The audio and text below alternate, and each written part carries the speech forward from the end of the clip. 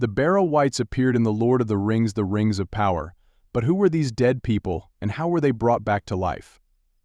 Although they weren't included in Peter Jackson's film trilogy, the Wights were monsters that Frodo, Merry, Pippin, and Sam encountered in The Lord of the Rings: The Fellowship of the Ring. This made their emergence in the prequel series on Prime Video fairly intriguing, but Tolkien's original depiction of the Barrow Wights is not quite the same as their suggested history. The Barrow Downs, an old burial ground, is discovered by Galadriel, Elrond, and their elven companions in The Rings of Power Season 2, Episode 4. It became evident that the nearby tombs weren't as innocent-looking as they seemed when they saw that the messenger Gil-galad had dispatched to Celebrimbor regarding Halbrand's true identity had been killed. Ghostly bodies started to appear, accompanied by a spooky tune that included lines like "Cold be hand, heart, and bone." Fans of the Lord of the Rings books recognized what was coming right away, but the Barrow Wights in Rings of Power are a little different. One of the companions of the elves in The Rings of Power Season 2 mentioned that old man monarchs had been buried here when they arrived at the Barrow Downs. It's hard to understand exactly what this elf meant by ancient, but it's safe to conclude that he meant the first age of Middle-earth. Since the Barrow Downs burials were originally meant for the honorable ancestors of the Edain men who fought alongside the elves against Morgoth in the Wars of Beleriand, this is consistent with Tolkien's canon.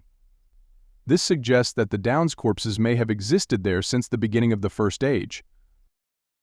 In The Rings of Power Season 2, the Barrow Downs corpses came to life and rose from their graves to try and murder Galadriel, Elrond, and the rest of their group.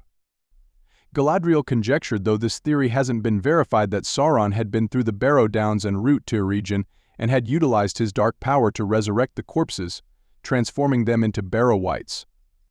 Anyone heading from Lindon to Eregion would have to pass through these enemies with the bridge down. This would give Sauron more time to craft the Rings of Power and use his cunning on Celebrimbor. Galadriel realized how effective this method was. The Barrow Downs were covered with supplies and dead horses, suggesting that the Barrow Wights had murdered the messenger Gil-galad had dispatched to Eregion. If Elrond hadn't acted quickly, he would have slain Galadriel and her companions as well by using the weapons concealed within the barrows to battle and defeat the Wights. These, he said, were the only things capable of doing any damage to these ancient human bodies. None of this is, of course, exactly as Tolkien wrote. The elves had no hope against the Barrow Wights with their weapons. They only had a chance when Elrond made the decision to enter the barrows and take possession of the weapons there.